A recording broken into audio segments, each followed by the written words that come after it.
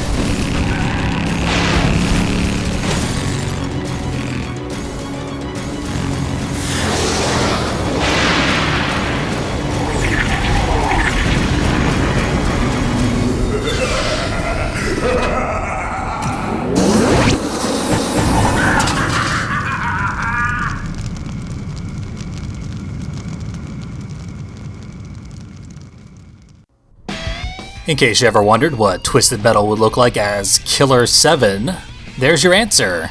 Not every part of that video necessarily holds up, but the good parts are great, I think. It's a real good way to uphold series tradition with a little intro video, like the first two games had. And those games and Black are the only ones you need to worry about.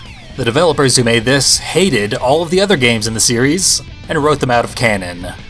Then they rebooted the franchise after this game, so what we have here is the end of the Twisted Metal story. Before we get to that, let's set up our difficulty. I'm going to play on hard because it is accurate to call it a Twisted Metal Veterans difficulty. And the lower difficulties really don't feel like Twisted Metal.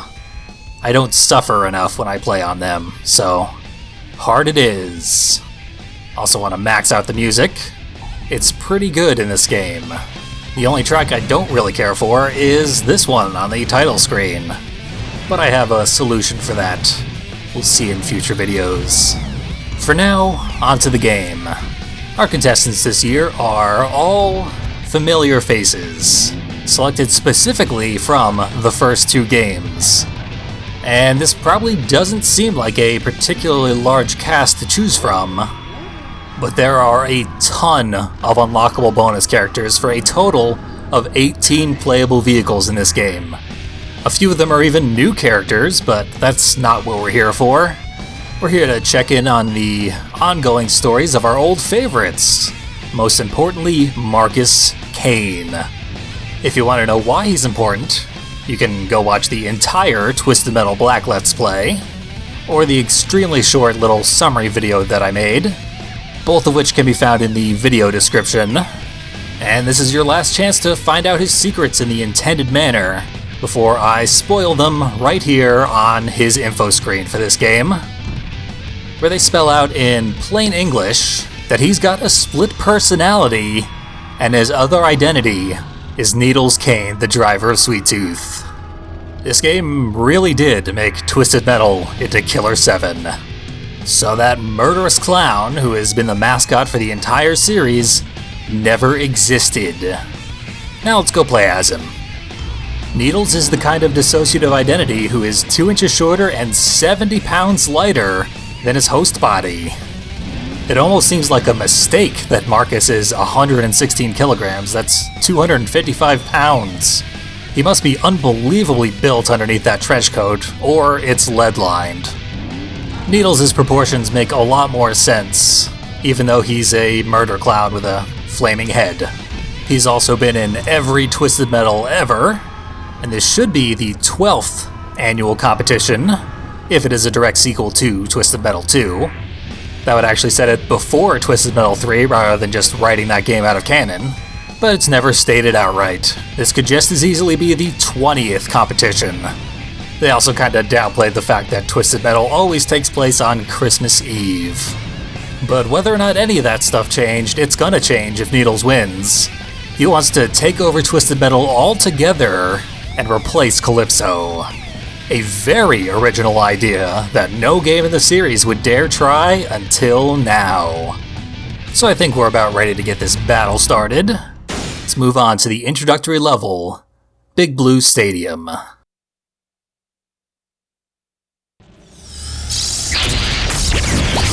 Welcome back to Twisted Metal. I am Calypso. The entire planet is your battleground. Your prize, one wish. Let the games begin!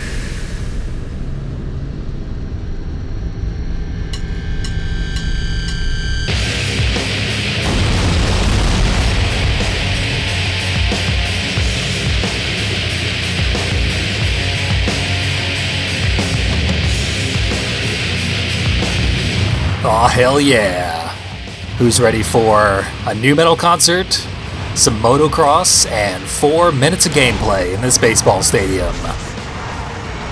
This level is smaller and less involved than even most of the ones in Twisted Metal 1, but I still gave it its own video because I have just so many characters to show off, and I'm actively making this Let's Play worse for the sake of the showing off all the characters gimmick. But hey, let's get to it. Behind the concert stage, it's a nice quiet corner with a health pickup, where you can hide for a millisecond. Check out things like the billboard for questionable business ethics. I enjoy the billboards. They give me something to check out in this tiny little level. But I'll have reason to complain about them in the next video. Don't worry about that. Environmental attacks make a return from Black. The environmental attack here launches from the concert stage in the form of pyrotechnics. Only enemies in the actual field get hit with it though. Teleporter takes us to a little backstage area with a full health pickup. The full health has a little box around it, so you can tell the difference from regular health pickups. But that teleporter, it only took us like a couple hundred feet. That glass outlaw just broke through. That's where the field is. So we easily could have driven back here. But all the way in the back is another teleporter, which is our secret for the level. Secrets were black cubes in Twisted Metal Black, and little codes you could find in Twisted Metal 2. In this game, finding the secret doesn't unlock anything. You then have to earn it by playing a minigame on the other side of the teleporter. All the minigames will be compiled into their own video later on. The title line of the licensed song we've been enjoying just coincided with Sweet Tooth's death there. This is Disaster Proof by the band Level. I've never heard of them, and neither have you. They released one album in 2003. And even though they have no future as musicians, we can't kill them. Unfortunately. Not even by dropping a napalm on them. Which works the way gas cans did in Black. Hit fire once to launch it, and again to drop it to the ground. So licensed tracks have fallen quite a ways from the likes of Pitch Shifter, and Rob Zombie, and the Rolling Stones. But the original score is quite solid. When we get to it. Another billboard for Beelzebub's Morning Minions. And one for Mick Blood's Insurance. Ricochet attacks take the form of spinning discs, as they did in Black. Which is weird, they probably should have been bombs like they were in the second game, but oh well. And we've got Swarm Missiles, which are technically a new attack. But you hold the fire button to charge up to 6 missiles, then release it to launch them all. And Sweet Tooth Special is very similar to the one he had in Twisted Metal 2. It fires in kind of an arcing wave pattern, but mostly it just homes directly into anything in the area. And it also bounces off of walls and stuff. It is very likely to hit, and it does decent damage at 18 points. And we can now see all of our damage values, which is kind of neat. There's our first upgrade point that we got for killing Twister, but we won't get to see what that new mechanic is all about until the next video. Because that's the end of this level. It's little more than an appetizer and really doesn't represent what the entire game is going to be like, but it's amusing enough as an intro. And I had so much stuff to explain and cutscenes to show off. Part of me is glad they gave me just this little morsel of a level, just to get the ball rolling. And speaking of cutscenes, let's now check out Sweet Tooth's ending. See if he's ready to sit upon Calypso's throne.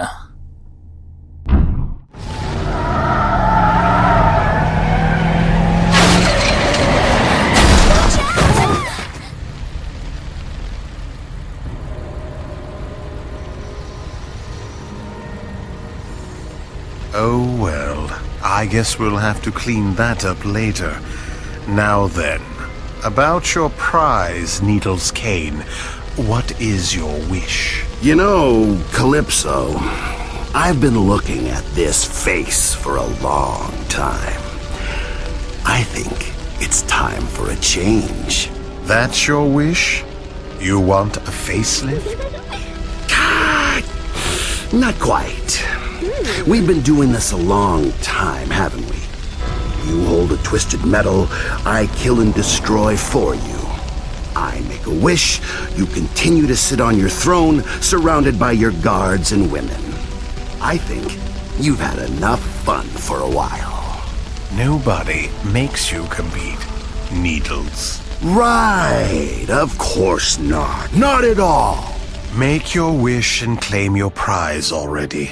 I have things to do that don't involve you. Okay, pal of mine. I wish that you become me, and I become you. Are you insane? I won't grant that wish. I don't think you have a choice, Sunshine. You see, what I say goes.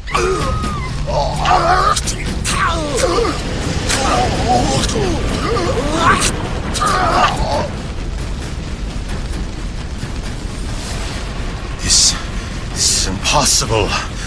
Guards, kill the intruder! Ooh, good idea. Do that.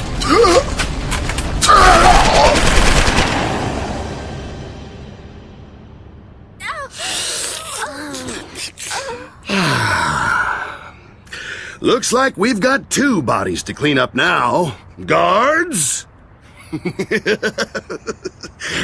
and where did my women go?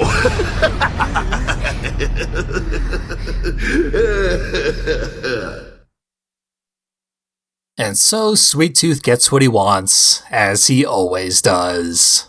And what he wants is to take over Twisted Metal for himself. Now, in case you're not the Twisted Metal historian that I am, that's funny because it's the exact plot of Twisted Metal 4, a game that the developers of Head On have put a ton of effort into distancing from the rest of the series. Seeing them now rip it off is certainly an odd choice, but maybe they thought they could do it better. But regardless of the content of that ending, I do appreciate the return to the motion comic style cutscenes, and I love Needles' new voice actor. That's Fred Tatasciore, a name I'd never heard before he had a blink and you'll miss it role in The Darkness, and now he's quickly becoming one of my favorite voice actors. Here, he really nails the imposing yet charming thing that Jim Cummings had going as the Terror Mask in Splatterhouse. It's a very different take from any Needles we've seen in the past, but he really makes it work. And we haven't heard the last of him, but it will be a while before we hear his voice again. So stick around, it'll be worth it. And join me next time as we return to where it all began.